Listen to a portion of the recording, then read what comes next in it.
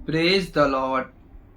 आज का विषय है यीशु के सेवक को मजदूरी करना सही है। मेरे प्रिय भाई बहन, आज का विषय बहुत ही इम्पोर्टेंट है। एक सेवा करने वाला प्रभु का दास क्या अपनी आवश्यकताओं के लिए, जरूरत के लिए वो मजदूरी या काम, बिजनेस कुछ कर सकता है? हम उसको वचन से देखने वाले हैं। क्यों उनको जरूरत पड़ सकती है या ऐसा करना क्या सही है, हम इसको वचन से देखने वाले हैं। तो आप प्रार्थना के साथ बैठे, परमेश्वर वचन के द्वारा हमसे बातें करने वाला है। तो आइए हम शुरू करते हैं।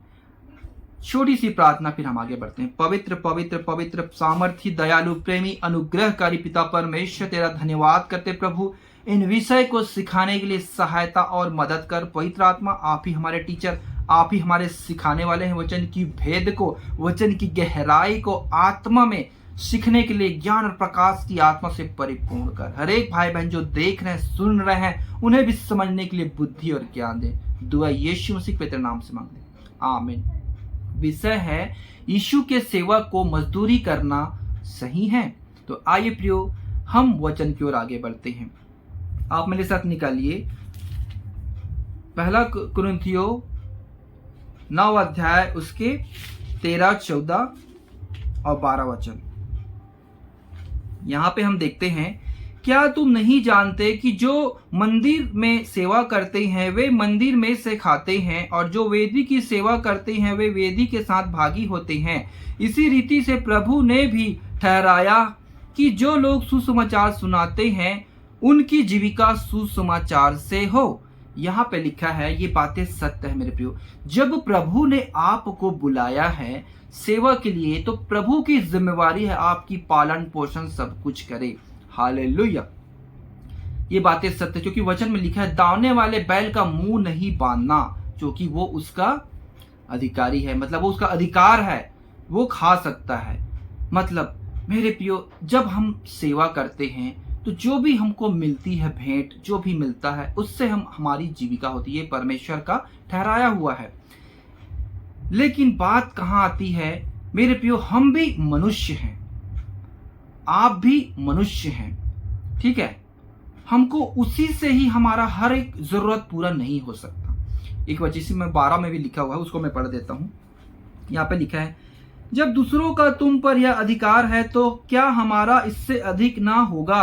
परंतु हम यह अधिकार काम में नहीं लाए, परंतु सब कुछ सहते हैं कि हमारे द्वारा मसीह के सुसमाचार में कुछ रुकावट ना हो। पौलुस प्रेरित कहता है, ये सारा अधिकार हमको मिला है, लेकिन मैं इस अधिकार को काम में पूरा नहीं लाता, इसलिए कि ये अधिकार को पूरा काम में लाऊंगा तो मसीह के सुसमाचार में रुकावट होगी। पौलुस प्रेरित कहता है।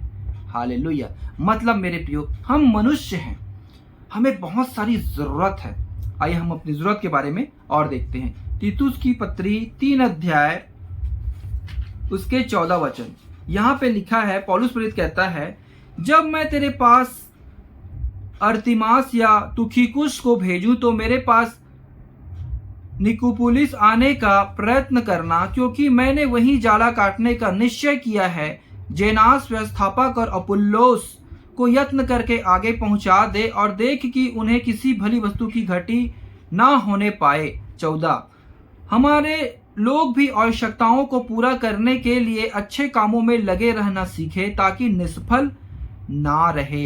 हालेलुया। यहाँ पौलुस प्रेरित कहता है अपने लोगों को, मतलब अपने कैटेगरी के लोगों को, जो प्रभु की सेवा करते, उनको कहता है कि अच्छे कामों में लगे रहे ताकि निष्फल ना हो, अपनी आवश्यकताओं को पूरा करने के लिए। मतलब मेरे प्रियो, पासवान का भी जो पास्टर हैं, जो सेवक है, उनका भी परिवार है। जैसे आप प्रभु में विश्वास करते हैं, चर्च जाते हैं, भेंट देते हैं, सब कुछ आप देते हैं, और आप अपने परिवार को बिजनेस करके उनको पालन पोषण करते हैं, अपने बच्चों को डॉक्टर इंजीनियर बनाते हैं, सब कुछ।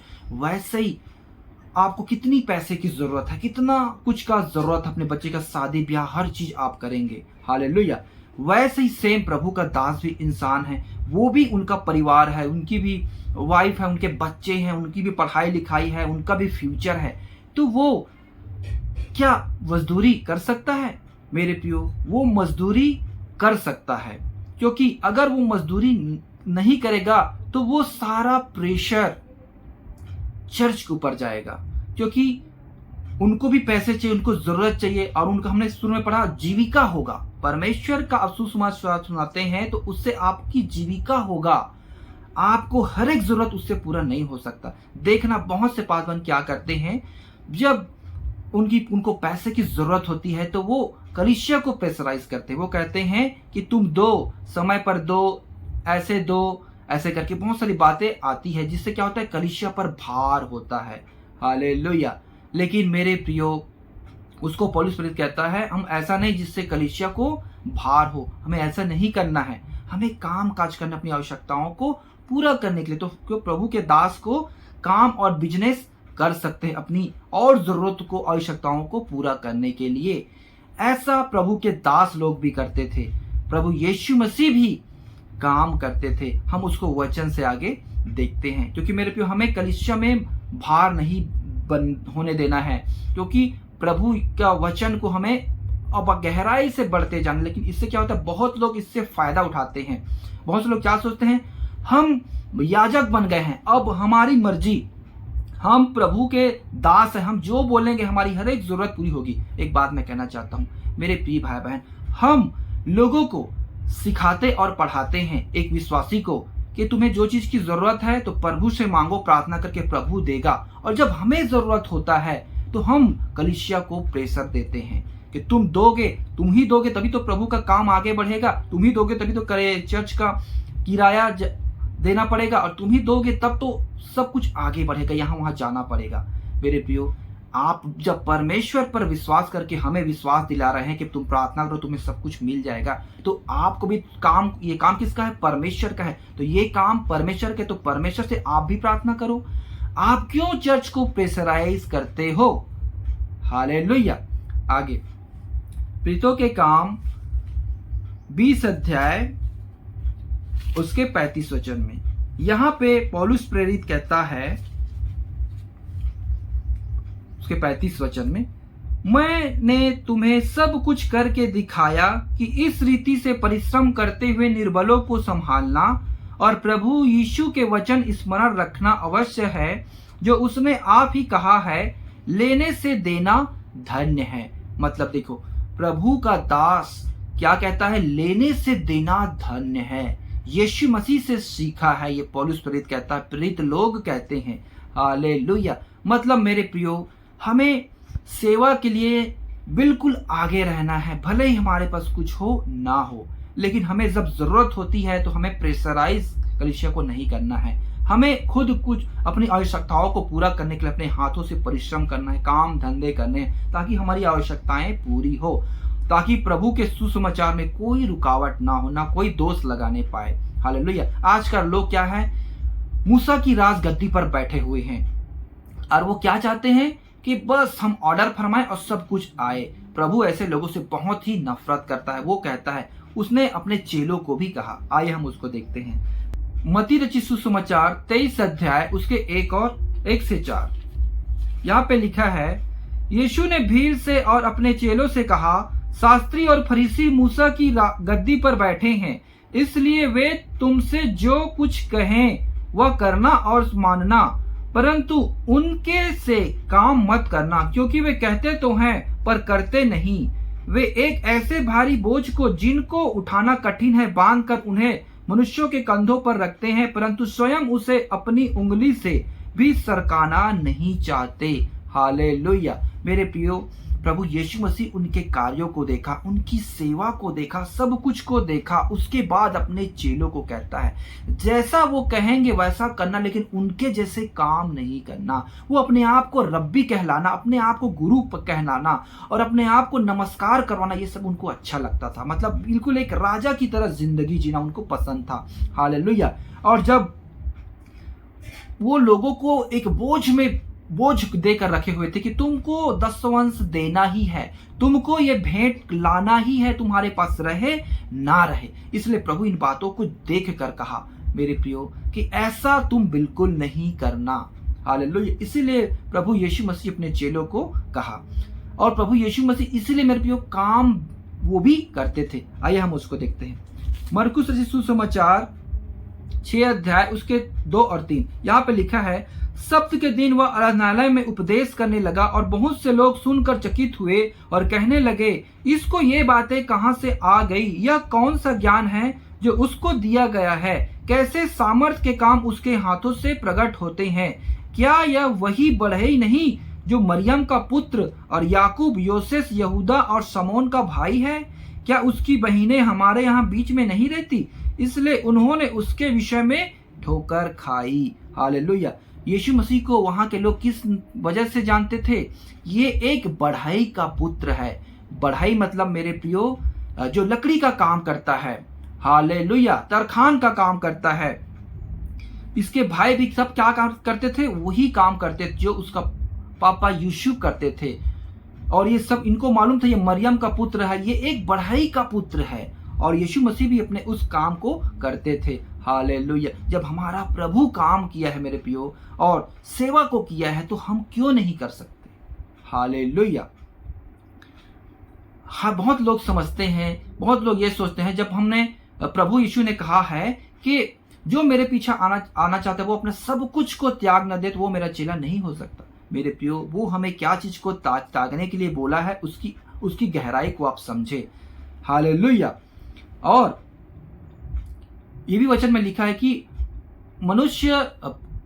कोई भी मनुष्य दो स्वामी की सेवा नहीं कर सकता, धन और परमेश्वर का, ये भी वचन है। लेकिन मेरे प्रियो, इसमें चेले लोगों ने काम किया, प्रभु यीशु मसीह काम किए हैं।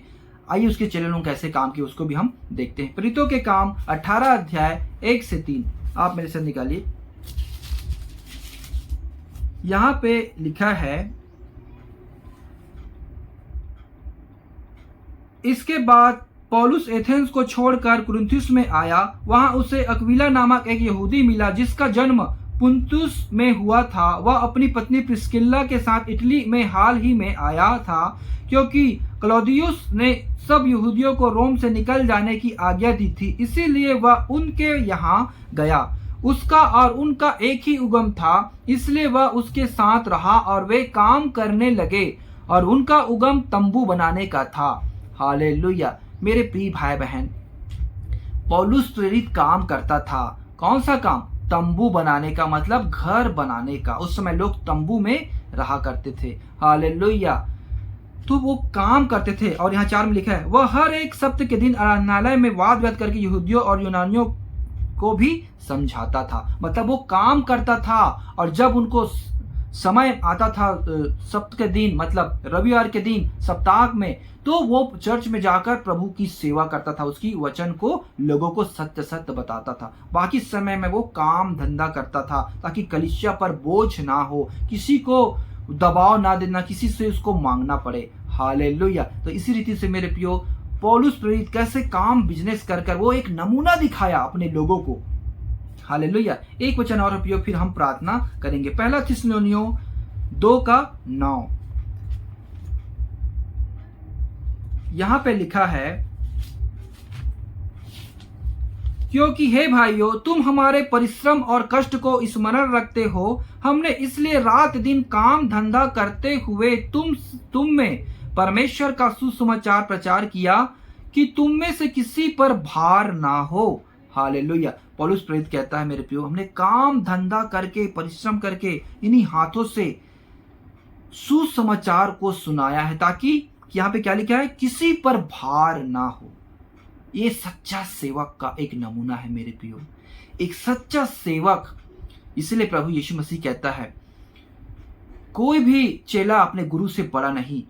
मैंने तुम्हारा पैर धोया है तो सोच लो, मैंने तुम्हारे लिए एक नमूना दिखाया है, इसलिए तुम कभी भी रब्बी ना कहलाना, गुरु ना कहलाना। लेकिन आजकल आपने देखा होगा मेरे प्रियो, जो वचन को बताते हैं, जो वचन की एकदम प्रोफेसी करते हैं, वो अपने आप को क्या समझते हैं? एकदम बड़ा, बहुत बड़ा प्रभु का दास समझते हैं।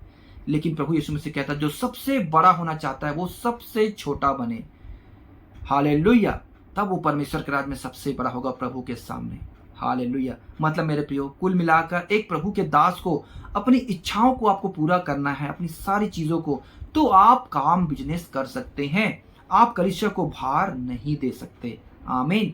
मेरे प्रियो, आपको इस विषय में क्या सीखने को मिला जरूर आप कमेंट करके बताएं, और परमेश्वर के वचन के लिए लाइक जरूर करें और इसे हर एक भाई बहन तक शेयर जरूर करें, क्योंकि ये सत्य को जानना सबको जरूरी है। नहीं तो लोग क्या है, कई लोग गुमराह करते रहेंगे कलीसिया को और ठगते रहेंगे, और कई लोग ठगाते भी रहेंगे। सच्चाई को हर एक को जानना जरूरी है। परमेश्वर के इस काम में आप अपना योगदान जरूर दें। हालेलुया। तो आइए प्रियो, हम छोटी सी प्रार्थना करते फिर हम समाप्त करते हैं। पवित्र सेनाओं के यहोवा परमेश्वर तेरा धन्यवाद करते हैं इस विषय के लिए जो आपने हमें खोल कर सिखाया प्रभु जी, कि एक दास को, एक प्रभु के सेवक को क्या काम करना सही है, मजदूरी करना सही है अपनी आवश्यकताओं को पूरा करने के लिए। हाँ पिता, आपने वचन में बताया जैसे आप भी काम करते थे और आपके चेले ने, सब ने काम किया हे पिता, उसके काम करते करते सेवा को आगे बढ़ा, वैसे ही हमें भी काम करते करते सेवा को आगे बढ़ाना ताकि कलीसिया पर भार ना हो। हालेलुया। हे पिता, हर एक भाई बहनों को आपने समझने के लिए मन दिया, हम आपका धन्यवाद करते हैं। जितने भाई बहन इसे देख रहे हैं, सुन, उसके जीवन में आशीष का कारण होने पाए। सारी महिमा आदर आपको देते हैं। छोटी सी दुआ यीशु मसीह के नाम से मांगते हैं, सुन और ग्रहण कर, आमीन। सभी भाई बहनों को जय मसीह की। God bless you everyone. मिलते हैं मेरे प्रियो एक नए विषय के साथ। तब तक के लिए सब भाई बहनों को मेरा जय मसीह, सलाम, नमस्कार।